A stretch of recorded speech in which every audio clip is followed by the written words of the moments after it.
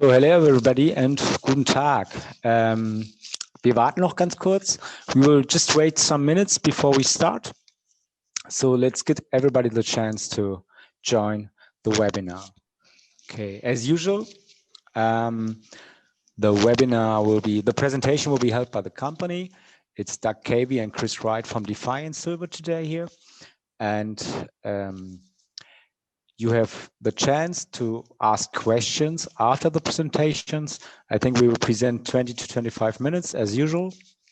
And you can write me or write your questions directly into the chat.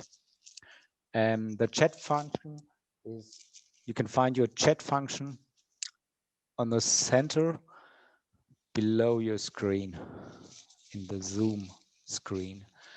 And if you have any questions, don't hesitate to write it into the chat. Ja, hallo zusammen, wir fangen gleich an. Vorbemerkung, Sie können wir werden die Präsentation sehen von Cavey und Wright von Defiance Silver, wie Sie sicher wissen.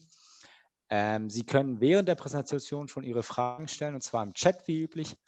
Das heißt, Sie haben unten im Zoom, genau in der Mitte, unten am Bildschirm, am Zoom-Bildschirm, den Bereich Chat. Da können Sie einfach reinschreiben. Ich sehe das hier als Moderator und werde die Fragen dann im Anschluss sowohl auf Englisch als auch auf Deutsch stellen. Also Sie können auch auf Englisch schreiben oder auf Deutsch, wie Sie möchten. Und genau, und jetzt fangen wir auch gleich an. Jetzt sind schon genug eingewählt. Okay. Hello, everybody. Welcome again. So now we are, a lot of people have joined, mostly from Germany and Switzerland, as I see, but we also have people from United Kingdom and other English-speaking countries. I see some English names, so let's see. With us is today Defiance Silver, a Canadian company with exploration projects and development projects in Mexico. Cavey is with us and Wright, the CEO. And I think it's just easy, as I said before, for the new ones now, you have the option to ask questions after the presentation, but you can already write it into the chat during the presentation. I will ask the company after the presentation. I think the presentation will take 20 to 25 minutes. And Chris and Doug, I would say it's your stage, so please start. Thank you, Tarik, and thank you everyone for joining us. Good afternoon. I am Chris Wright, the CEO of Defiance Silver, and happy to be joined by Cavey, our VP Corporate Development, Senior Technical Advisor for the firm. As Tarik mentioned, Defiance Silver is a Mexican-focused exploration and development company in Mexico. One is our Zacatecas silver asset located in the state of Zacatecas, and our other is the Depaul gold copper asset located in the state of Michoacan. Before we get into it, I'd just like to mention that we will be making forward-looking statements, so we'll get on with the presentation. I'll give you a quick introduction to myself and background of my involvement with the company, and then I'll turn it over to Doug to talk about the different projects. I first got involved in Defiance Silver as an investor back in 2014 when my firm, Windermere Capital, took a majority stake in the company. 2014 was a much more difficult time for the junior mining space, as Defiance found itself in a very distressed situation. So we invested with the idea of helping them to protect their flagship asset at that time, which was the silver project, and to help them shepherd their way through the on when the market didn't improve. So largely that's what we've done through the following 5 years. And then in 2019, in the spring, I joined the board of directors as the chairman. And 2 months after that, I stepped into the role of CEO. I have a financial background. I'm not a geologist or mining engineer. I leave that to Doug and his team. So when I stepped into the role of CEO, the easy thing for me to do was to focus on the business. The company's balance sheet was weighed down by a longer bear market than we had anticipated. So we did a small financing in August of 2019 to clean that up, and then we focused on the assets, and that's where Doug and his team enter into the story. We approached them with the mandate to do a complete teardown of our assets and a complete analysis of the underlying projects, and to tell us very bluntly what it is we had. Were these assets as good as we thought? Were they worth keeping? Should we be selling them? If we were going to keep them, how best should we move these projects forward? So I'm happy to report that 15, 16 months later, we've had a very productive relationship, and the OrQuest team has joined our permanent management team, which is a very big positive for our group. And 2020 was really a transformative year for the company, and 2021 looks like we'll be able to continue along that track. So just before I turn it over to Doug, I will touch on a summary of the share structure. The company currently has about 194 million shares outstanding. We have a little more than $10 million of cash in the bank. We did close a financing in September of 2020 where we raised $10 million in a deal that was oversubscribed and closed within a day, very well received. We've also had some money come in from some warrant exercises last year, and there's about $3 million worth of warrants that are still in the money that will be expiring this spring. So there is potential for more funds to come into Treasury. So the company is well funded for our exploration and work programs going forward. Currently, the stock is held about 35% by institutions, and our firm, Windermere Capital, still owns about 25% of the company. Insiders represent about 5% of the shareholders at this time. So with that, I will turn it over to Doug to introduce you to our two projects. Thank you, Chris. Hello, everybody. So as Chris mentioned, we are a Mexican-focused precious and base metal exploration company. We have two advanced assets, one located in Zacatecas State, just outside of Zacatecas City. It's a silver asset. There's a small maiden resource on it, but has a over 450-year operating history. Our copper gold asset is located in Michoacan. It's an advanced asset as well at the pre-feasibility preliminary economic assessment stage. It has a large 1.8 million ounce measured and indicated resource with 813 million pounds of copper. District projects are located within the billion-ounce Zacatecas silver camp. It's a prolific area of mining and mineral exploration with an over 450-year history of mine development. We have an option to acquire 100% ownership of this asset. Zacatecas is Mexico's largest silver producing state, and Mexico is the world's largest silver producing region. So our project is situated in an excellent location for further mine exploration and further project development. As I mentioned, we have a small maiden resource, 16.9 million ounces of drilling of silver, and that was based on 10,000 meters of drilling done prior to the company's involvement. To date, we've completed approximately 7,000 meters of additional drilling, and none of that has been included into an updated resource estimate. Our projects are located on the Veta Grande and Malanoche veins, as well as the Palenque and Panuco Casa de Cerros veins. The Veta Grande vein has produced over 150 million ounces of silver. Approximately 60% of that came off of our property.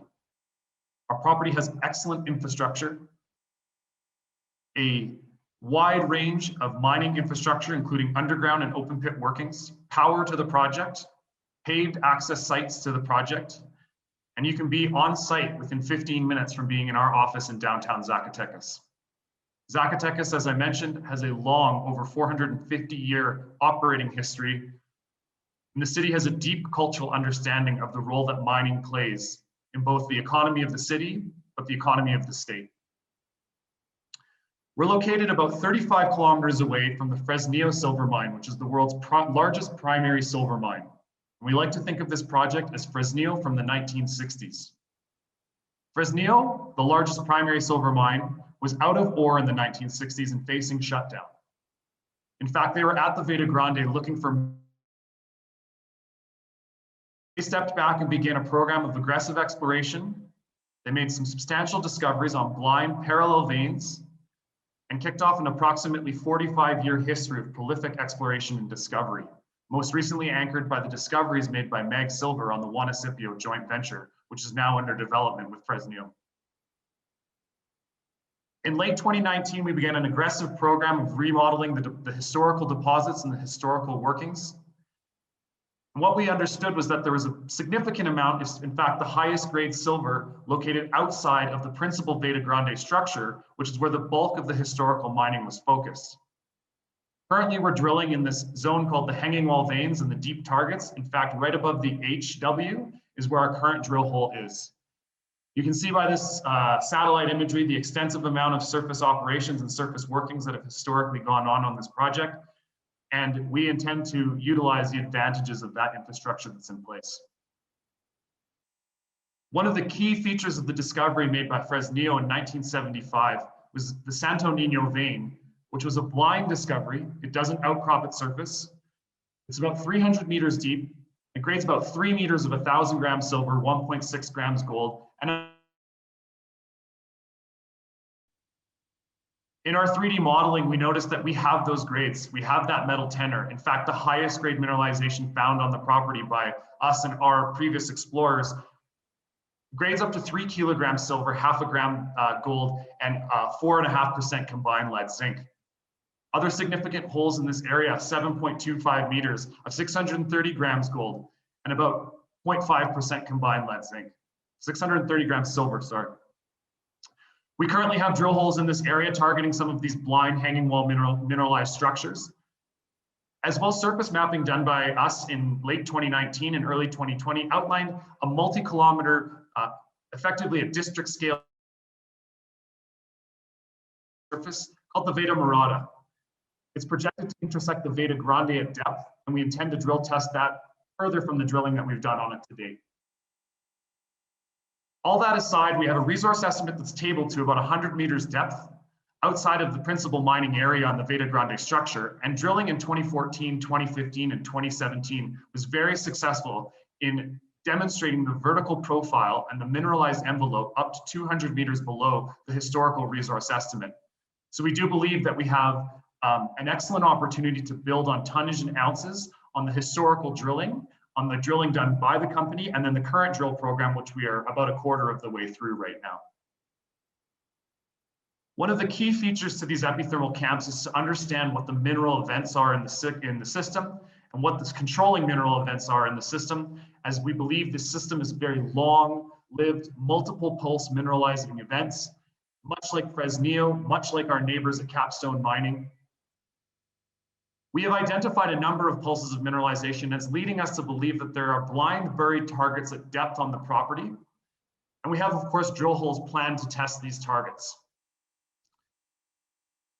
One of the features that we were able to demonstrate on the 3D modeling campaign was that a number of the high impact 2017 drill holes, as a result of largely just drilling features, missed their drill holes planned to test the vertical profile of the mineralized structure at the principal Veta Grande structure, where in the past mining has been in up to 20 meters wide, where backfill is grading now 200 grams per ton silver. So we know that there's a very well mineralized structure that cutoff grades were around 200 grams per ton silver. We have an excellent operating partnership with Major Drilling, and we brought a drill on site that can drill these deep holes, and we intend to test the full extent of this system.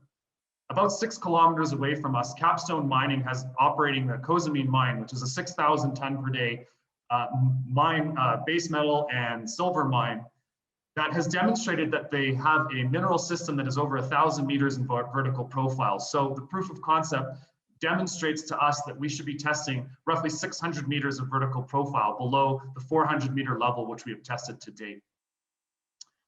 In 2020, after about 8 months of negotiation with Pan American Silver, we entered into a partnership where we purchased their Zacatecas District land holdings. It tripled our land position in the district, and it strengthened it to about a quarter of the historic district. Some key features of this are that it hosts the on-strike extension of the 19 million ounce equivalent Panuco deposit, which is being aggressively advanced by Zacatecas Silver. We have drilled on-strike extension of that, grading up to 750 grams per ton silver. But for us, what we think is maybe one of the best exploration targets in the district is the multi-kilometer Palenque structure. Much like our San Acacio project, the Lucita project, as it is adjacent to our San Acacio deposit, is blessed with tremendous infrastructure and access to the site. The Palenque structure is over 4 kilometers long, up to 12 meters wide, and has returned surface grades up to 700 grams per ton silver. In fact, in isolated incidents, up to 1,000 grams per ton silver. It is undrilled. It's very rare you can step into a project area or a camp that is as advanced with both exploration and mining and find an undrilled structure such as the Palenque structure. We have an aggressive plan to advance the Palenque structure and the Palenque system. As you can see with the images on the dots and the sample sites on this map, it is very well consistently mineralized and often grading above a gram per ton gold equivalent or 70 grams per ton silver equivalent. We have an aggressive program, surface geochemistry, surface geophysics, and robust mineral structure and robust mineral system. So our plan at Zacatecas is to drill the deep targets along the Veta Grande vein, test the hanging wall structures and the offset structures in and around the previously identified mineralization, as there's strong evidence of a well-mineralized parallel vein system to the Veta Grande. We're doing this to understand the mineral events and where we are in an epithermal environment so that we can identify new targets in what is a very underexplored area of Zacatecas. We have a 5,000 meter drill program underway. As Chris mentioned, we had a successful financing in mid 2020 that allows us to increase the meterage to up to 10,000 meters, where we're going to test these targets in and around the Veta Grande within the resource area in the parallel veins and structures, as well up at the Palenque structure, which I think will advance quite rapidly given the knowledge of the system. Our other project in Mexico is the Depaul gold copper project. It's a very different project than San Acacio, but it is very advanced as well. It has a current PEA done in 2017 and 2012, and has a measured indicated resource of 1.8 million ounces of gold and 812 million pounds of copper. We have 100% ownership of this asset, and we entered into an option agreement in December to repurchase the 2.5% NSR, giving us a clear path to total ownership of this asset. There's been about $27 million spent on the property, 60,000 meters of drilling. The project has excellent infrastructure, is road accessible, there's power within 8 kilometers, and infrastructure-wise, in terms of offtake, the Manzanillo port, which is one of Mexico's largest concentrate shipping facilities, if not one of the largest concentrate shipping facilities in the Pacific, is located 3.5 hours away. Surface rights are currently held by private landowners. Unlike many other parts of Mexico where you have a community or a ejido ownership, we can directly communicate with one person or one group of people. And like I said, we have about 50 megawatts available of power to nearby the project. In the past, it's always been looked at as a copper gold porphyry. What it is an intrusion-related, structurally controlled gold system. And there's a recently discovered high-grade gold feeder system. The 2017 preliminary economic assessment demonstrated some quite robust economics. At $12.50 gold and $2.50 copper, there's a post-tax NPV of $169 million, post-tax IRR of 24%, and a 2.3-year payback of a $214 million initial capital expenditure. The project is highly leveraged to the gold price movement, and at $1,500 gold and $3.45 million US. For every $250 gold price moves, the project increases $100 million in NPV. So as you can see, it's quite sensitive to the current gold price movements.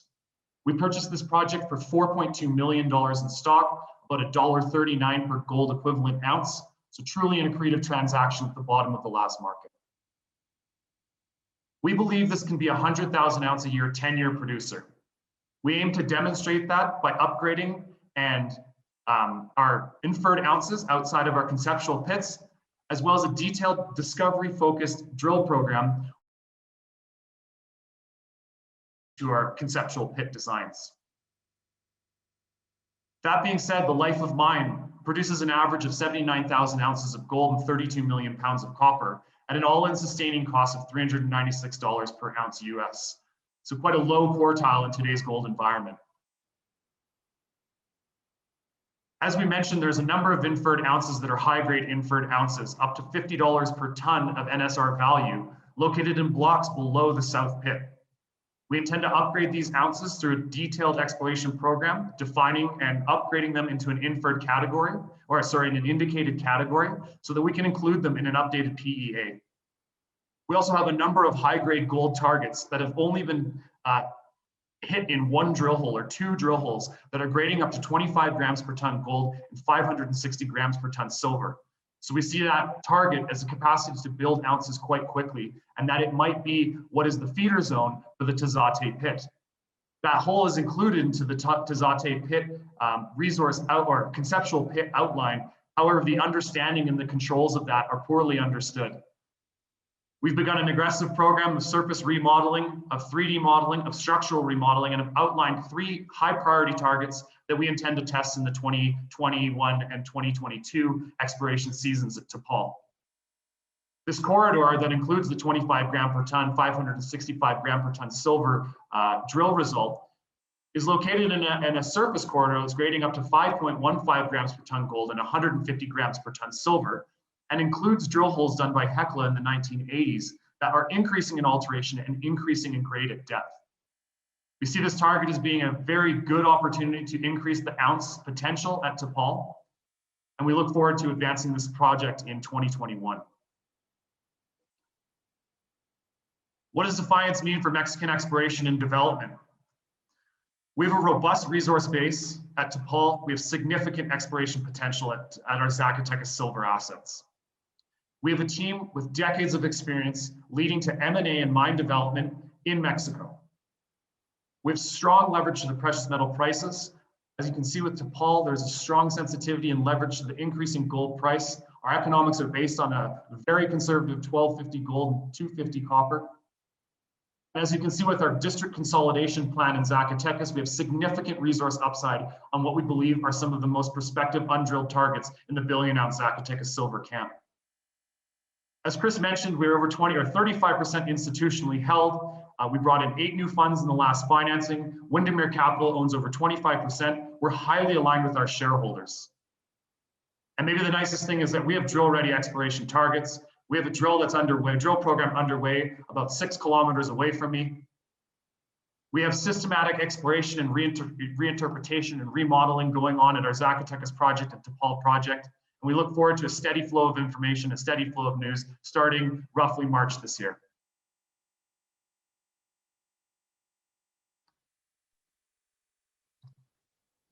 You can check us out on all the various social media channels. You can reach out to us directly if you have any questions, and we look forward to hearing some of the questions in this chat. So thank you very much for your attention to our presentation, and I'll flip it over to you, Tarik.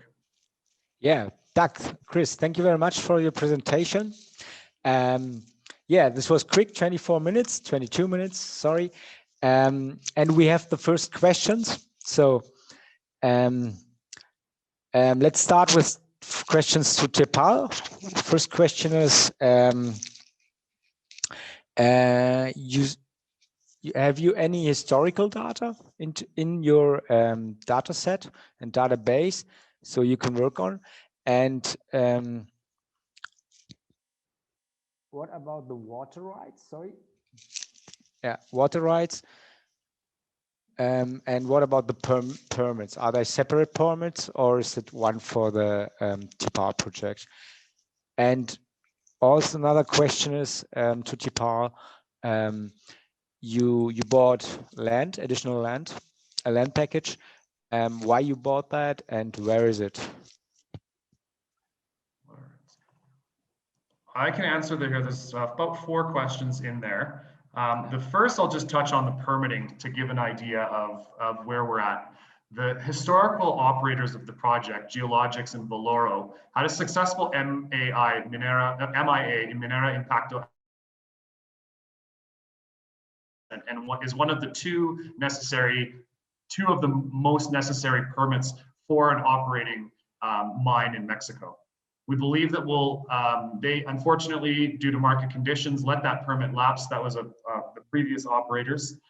We do believe that we'll have a favorable outcome and are exploring the speed that we can get that MIA back into current standing with the company. The project has a lot of water. The water issues don't seem to be of concern for moving the project forward. And the historical database is a rich database. This project was discovered in the 1960s through a regional generative exploration program done by INCO. It's been in the hands of a number of majors, INCO, Hecla, Teck. So we have a number of interesting scoping studies, internal scoping studies that were done looking at a number of different mine methodologies for this project. Currently, the mining method calls for a combination heap leach and sulfide milling capacity, where there's about 40+ million tons of material, anywhere from 0.4 to 0.6 grams per ton gold, that's included in oxide milling capacity. And a number of the previous operators recognize the low cost potential of exploiting that oxide resource blanket. So we are considering that as well. We're all, as a company, in terms of land acquisition, we're always looking at as much new land as we can within Mexico.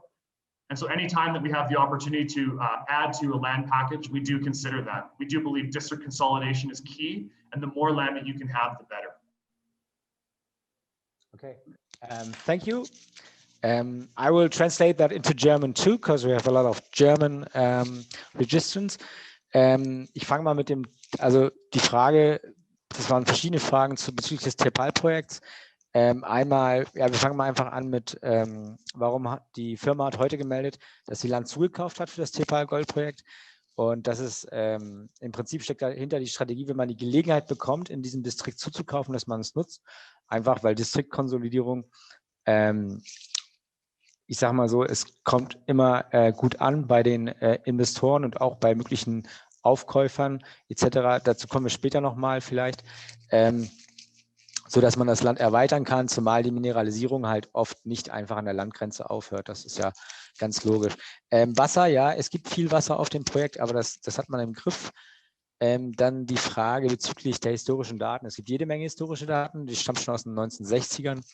Es gibt auch Scoping-Studies, also im Prinzip interne Studien von den Vorbesitzern, und das sind einige namhafte Unternehmen wie Inco, Hecla oder auch Tech Resources. Also es liegt einiges historisches Material vor, und wenn man das hat, so historische Daten, das ist natürlich bares Geld und das spart auch Zeit, um die ganze Geologie zu analysieren und nutzen zu können. Dann haben wir noch, genau, Genehmigungen. Beim Punkt Genehmigung ist es so, es liegen bereits Genehmigungen vor, aber man braucht diese MIA-Genehmigung in Mexiko, und da ist man sehr zuversichtlich, dass man die wieder aktivieren kann. Ja. Das ist Land halt, auf dem Exploration schon seit Jahrzehnten stattfindet. Insofern ist es wie fast überall auf der Welt eigentlich immer einfacher, dort Genehmigungen zu bekommen, weil man ja nicht irgendwie unberührte Natur oder so etwas zerstört. So mal ganz grob übersetzt, aber ich weiß auch, dass viele von Ihnen das direkt auf Englisch verstanden haben. So, gehen wir zur nächsten Frage über. Also, next question. Let's talk about your silver project, Zacatecas.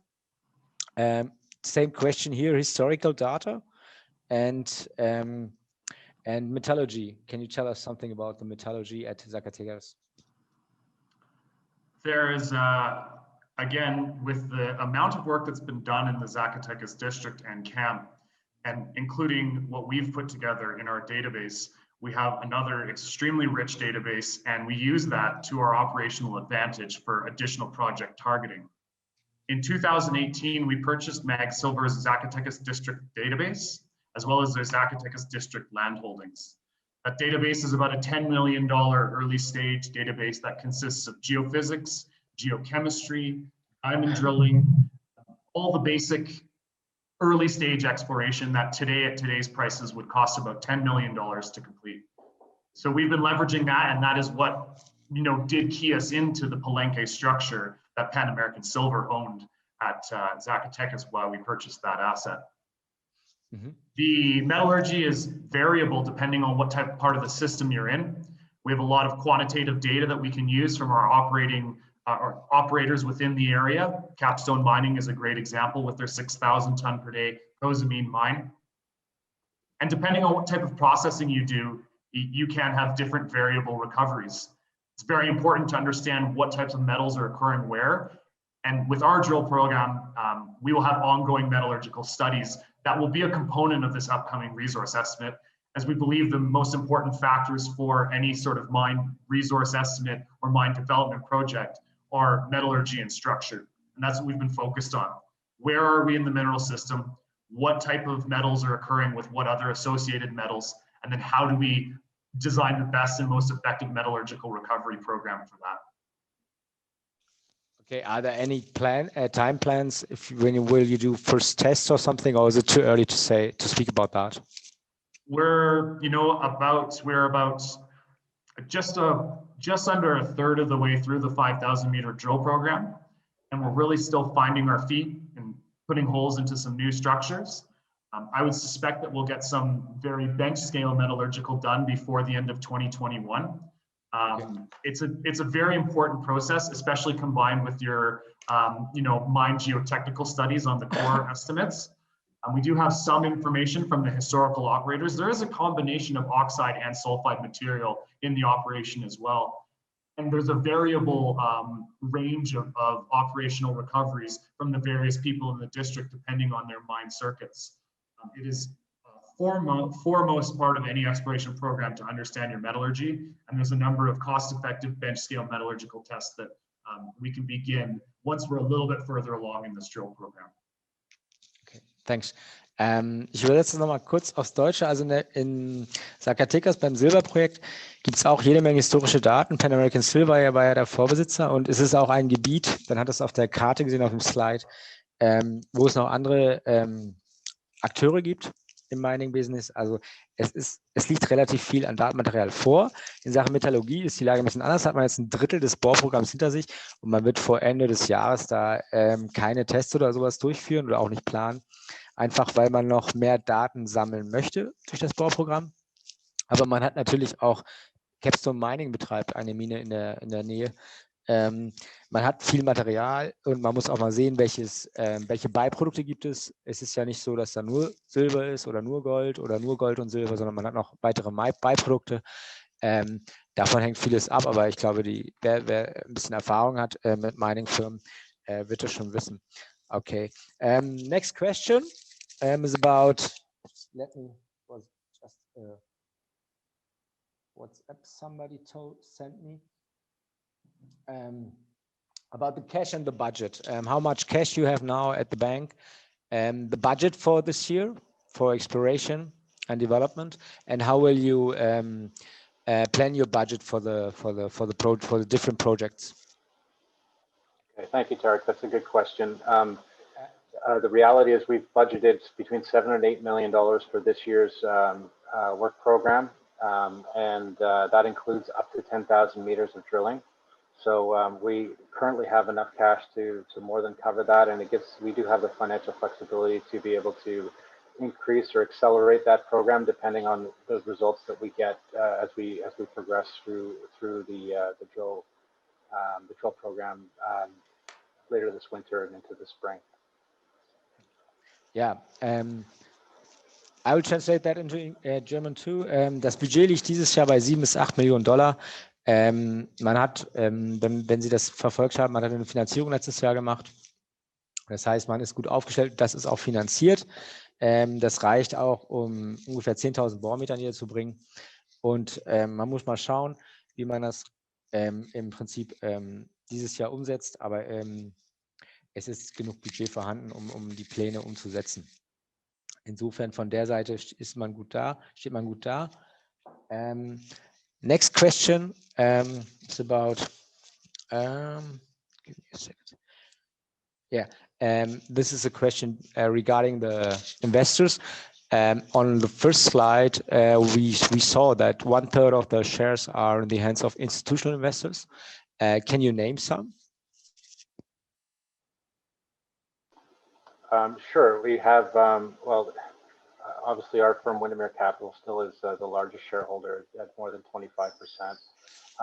Some of the names that came into the last financing that would probably ring a bell in this space would be companies like Crescat Capital, Terra Capital out of Australia, to name a couple. Let's leave it at that. Thank you. I think I don't have to translate that. A question for Doug. Doug, as a geologist, what are you looking forward to exploring to the most? I'm in the Zacatecas camp. My favorite target is the Palenque structure. It is an undrilled structure, and it's very rare that you can go into a camp with this much mining history. It's 1 kilometer away from the historic tailings facility on the Veta Grande operation. It's you can for a lack of a better term, you can throw a rock from our Purísima tunnel and hit the Palenque vein. So it was a tremendous acquisition. Also look forward to advancing the Depaul asset as we are behind the scenes doing a lot of heavy lifting associated to getting this project to a development ready state. And there's still undrilled exploration potential at the Tizate zone and in the mid zone between the 2 north and south pit. We have a very active 2021 planned. Like I said, I'm currently in Mexico right now, and we'll continue to advance this forward. So it's a very exciting time to have a fully financed drill operation with a growing list of targets, more than we could ever touch with the drill program that we have right now. We've been very successful in outlining a plan for the last 18 months and ticking that list off, and we've accomplished a lot. And it's now to really just let those seeds that we planted 18 months ago grow and water them and grow. And we have a lot of exciting information coming out and a lot of really great people working on the project. And maybe that's the most exciting thing for me, is the crew of people that I'm working with down here and the team that we've put together, the leadership that we have from the senior executives and senior board of directors. It's all working quite well together. And it's, of course, evidence in the success that the company's had together. Yeah. One more question. Sorry, I have to read that. Yeah, maybe it's a good last question, I think. Can you just tell us the catalyst this year? What will we see? We will see drill results, but what will we see else? And maybe please include in your answer, what are you planning with Depaul? It's well developed. It's a big resource. Is now the time, or in the next 12 months, to sell it, or will you develop it on your own, or do we have to invest more into exploration, drilling, development? Thanks, Tarik. Look, I'll address the Depaul question first, and then I'll let Doug address the catalyst just from a technical perspective. So our view on Depaul is really quite straightforward. You know, we have a history of buying assets, you know, when they're out of favor. We did that with the MAG property. We did that with Depaul. And really the reason to do that is to be patient and to allow the market to work in your favor, to unlock a lot of the intrinsic value, inherent value in these assets. So as Doug mentioned in the presentation, you know, Depaul, when it was with a previous junior company and it was their flagship operation or project, they had a market cap well north of $200 million. We acquired this for, you know, just a little more than $4 million in an all-stock transaction at the end of 2018.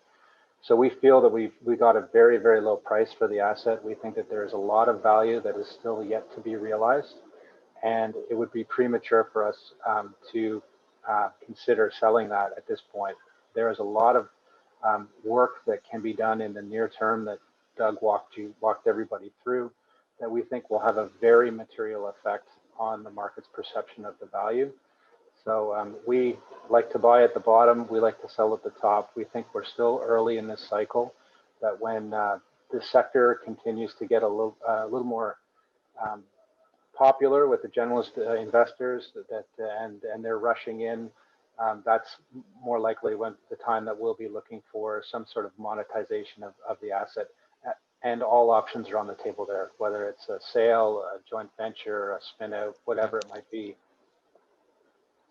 Okay, thank you. I translate that before we switch to Doug. Also in Sachen Depaul kam nochmal die Frage, will man das verkaufen? Man hat eine M&I-Resource, man ist relativ weit, man hat es günstig erworben 2018 für $4 Millionen. Und der Vorbesitzer war mal 200 Millionen an der Börse wert, also wurde ganz anders bewertet. Chris hat gesagt, er ist da offen, aber er will jetzt noch Werte heben. Das heißt, man will jetzt noch weiterentwickeln. Da ist noch eine Menge zu tun, auch Near-Term. Ja, das heißt kurz- und mittelfristig. Ich denke, dieses Jahr und nächstes Jahr wahrscheinlich. Und dann kann man sehen. Und man ist dann auch offen für alles. Also ob jemand das vielleicht erwerben will. Man hat in der Wirtschaftlichkeitsrechnung, in der PEA heißt es ja, Kosten unter IASIC $400 je Unze. Das ist natürlich attraktiv. Oder ob man sagt, man macht ein Joint Venture oder was auch immer. Da gibt es ja in der Branche sehr viele Möglichkeiten. Insofern ist man da sehr offen. Doug, now the last question for you.